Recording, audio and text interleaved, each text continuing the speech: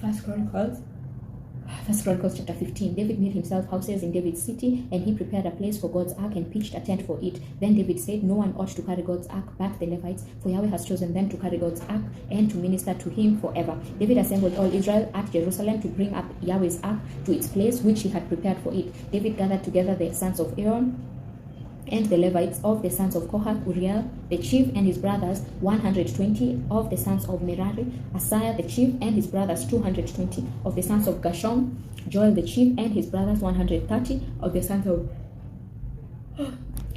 Elizaphan, Shemaiah the chief and his brothers 200, of the sons of Hebron, Eliel the chief and his brothers 80, of the sons of Uziel, Aminadab the chief and his brothers 112. David called for Zadok and Abiathar the priests, and for the Levites, for Uriel, Asaiah, Joel, Shemaiah, Eliel, and Aminadab, and said to them, you are the heads of the fathers' households of the Levites. Sanctify yourselves, both you and your brothers, so that you may bring the ark of Yahweh, the God of Israel, up to the place that I have prepared for it. For because you didn't carry it at first, Yahweh our God broke out in anger against us, because we didn't seek him according to the ordinance. So the priests and the Levites sanctified themselves to bring up the ark of Yahweh, the God of Israel. The children of the Levites bore God's ark on their shoulders with its poles, as Moses commanded according to Yahweh's word. David spoke to the chief of the Levites to appoint their brothers as singers with instruments of music, stringed instruments, harps, and cymbals, sounding aloud and lifting up their voices with joy. So the Levites appointed Heman, the son of Joel, and of his brothers, Asaph, the son of Merechiah, and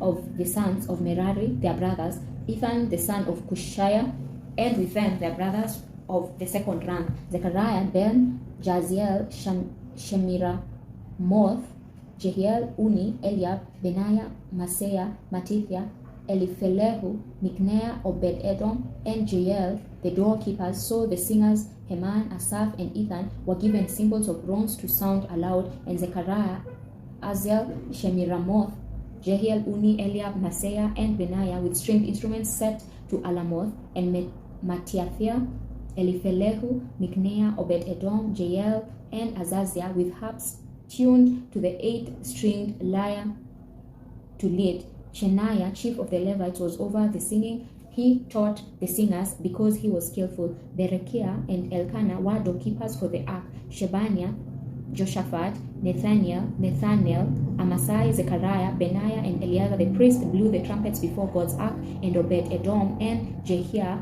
were doorkeepers for the ark. So David, the elders of Israel, and the captains over thousands went to bring the ark of Yahweh's covenant up out of the house of Obed-Edom with joy. When God helped the Levites who bore the ark of Yahweh's covenant, they sacrificed 7 bulls and 7 rams. David was clothed with a robe of fine linen, as were all the Levites who bore the ark, the singers, and Shemaiah the choir master with the singers. And David had an ephod of linen on him. Thus all Israel brought the ark of Yahweh's covenant up with shouting, with sound of the comet,